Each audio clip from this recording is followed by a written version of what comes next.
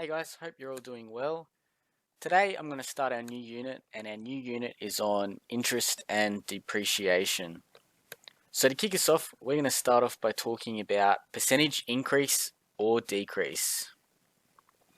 Wrong color. Percentage increase or decrease. And specifically, what we're going to be looking at in particular is with money, increasing, which is also known as a markup, and decreasing, which is known as a discount. So I thought we could start off just with a bit of random facts, I guess. So $1 that you're given today is technically worth $1 that you get given next year. Now, the reason for that is inflation. Inflation is just, it's the word that we use to describe the increase in goods and services over time.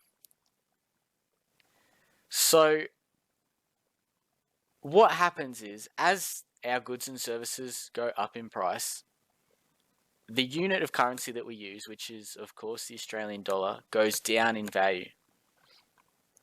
And so this is why you might hear your parents say things like, back in my day, fuel was worth 46 cents a litre.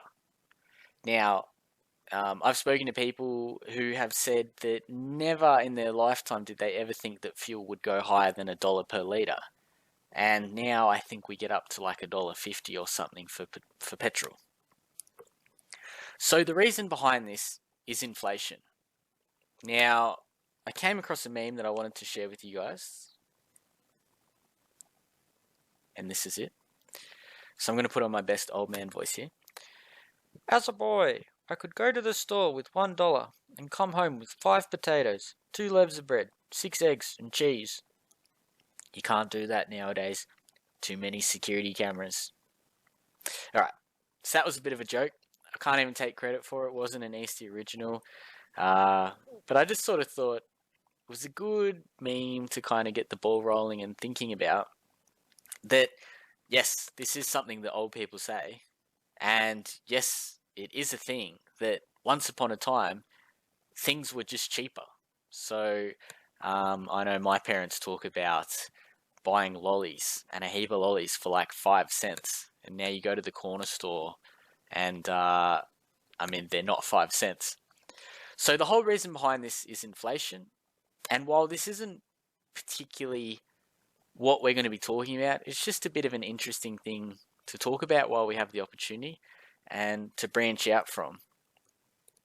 So, we're going to be looking at percentage increase or decrease, as I said. And the first thing in particular that we'll be looking at is, I think we'll just get straight into a worked example. So, worked example 1.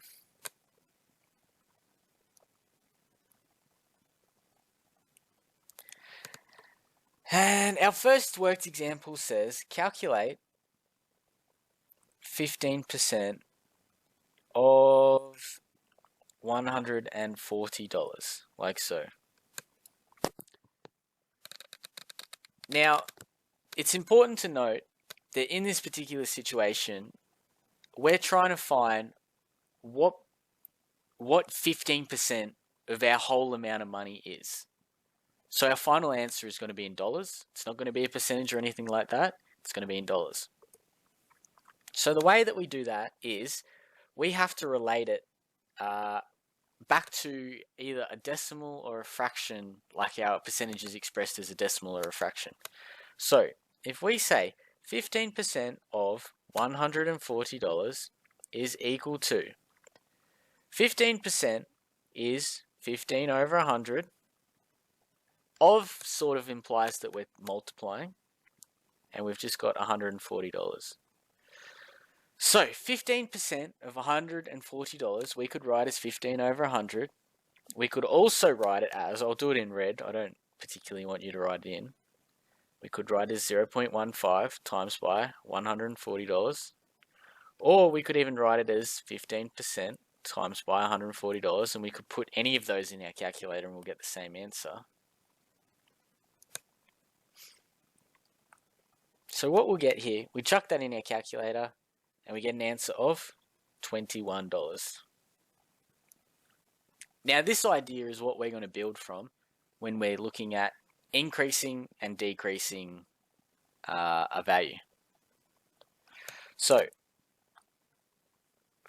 first little subheading that we're going to put in is percentage increases.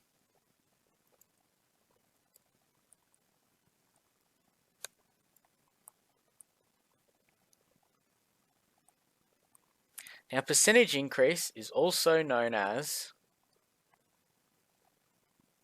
a markup, as we said earlier. It's where a value is going up by a percentage. Now I think that's pretty much all we need to write with that. And we might do our second worked example. Worked example 2.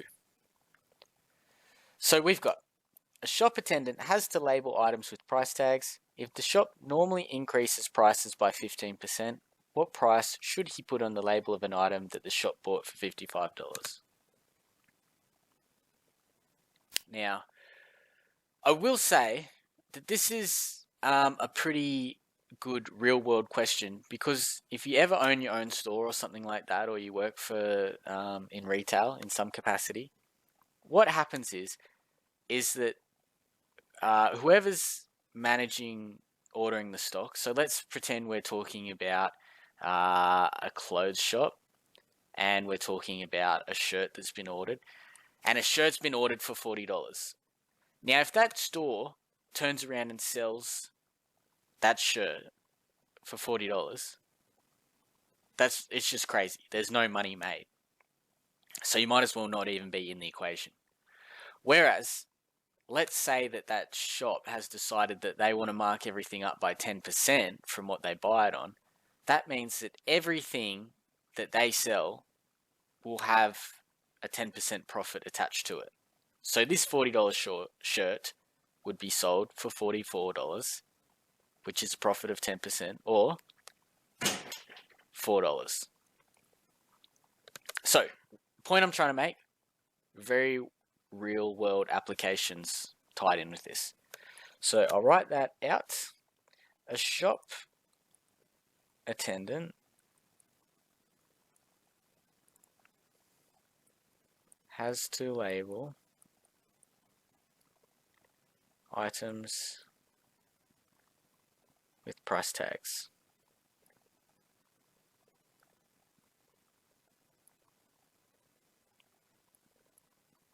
If the shop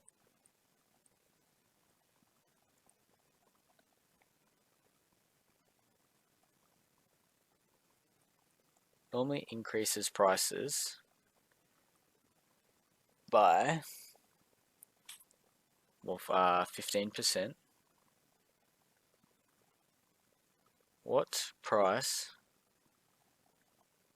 should he put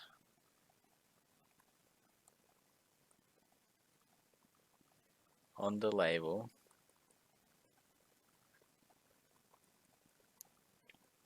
of an object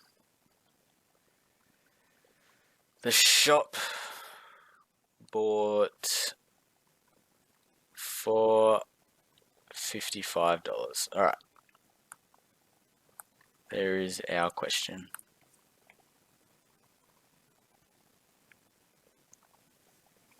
So, what we're going to have to do here is, there's two different options that we can do this. I'm going to show you two different ways. So, option one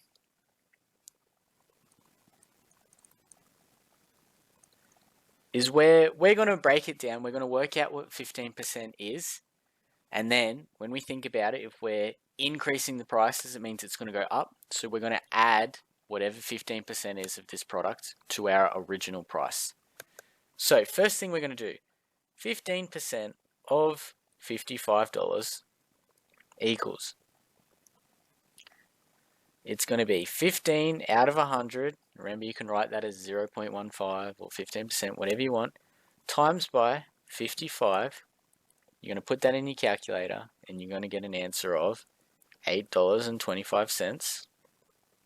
And then the sale price is going to be our original price, which is $55, added with $8.25, and we'll get an answer of $63.25. So this is option 1. Option 2 is where we're going to gel these two different parts together that we've just done, and we're going to make them into one equation. So, same deal. We'll finish with sale price. Now, it's going to be equal to, I'm going to put this in brackets, 100%, but we're also adding 15% to our sale price. And then we have to times it by the original price, which is $55. So essentially, what we're going to get here is 100% and 15% is 115%. And we're going to times this by $55. You put that in your calculator and you would get your final answer of $63.25. Done. So just to recap, when we're talking about a price increase, we're talking about, or any percentage actually for that matter, we're talking about taking our original amount and we're adding that percentage on, but we have to work out what value that percentage holds of that original number.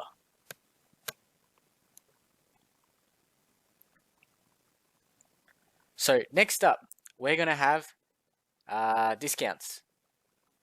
Or we'll say percentage, the subheading will be percentage decreases.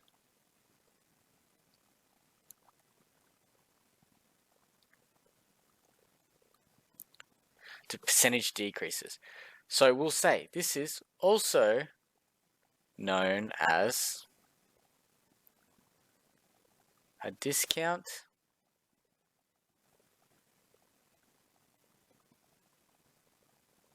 we take the discount away from the original price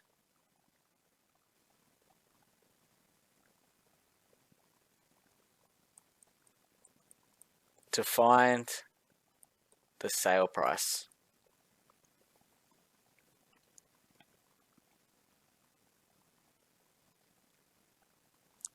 Easy. Now, next thing we'll do is another worked example. So we've got worked example 3 now.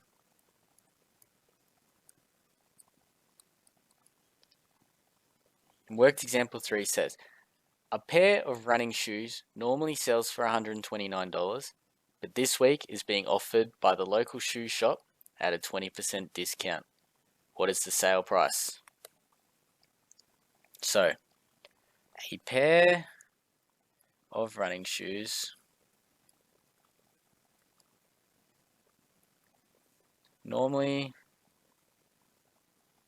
sells for $129, but this week is being offered by the local shoe store at a 20% discount.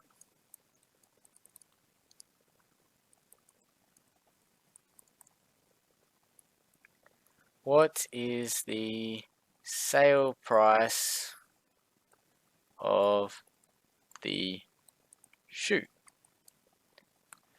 So, Same as before, guys. I'll run us through our two options. They're going to look very similar. This time though, just remember, we're talking about a percentage decrease. So as soon as we're talking about a discount or a decrease, our price is going to be smaller. If you get an answer that's bigger, alarm bells should be going off.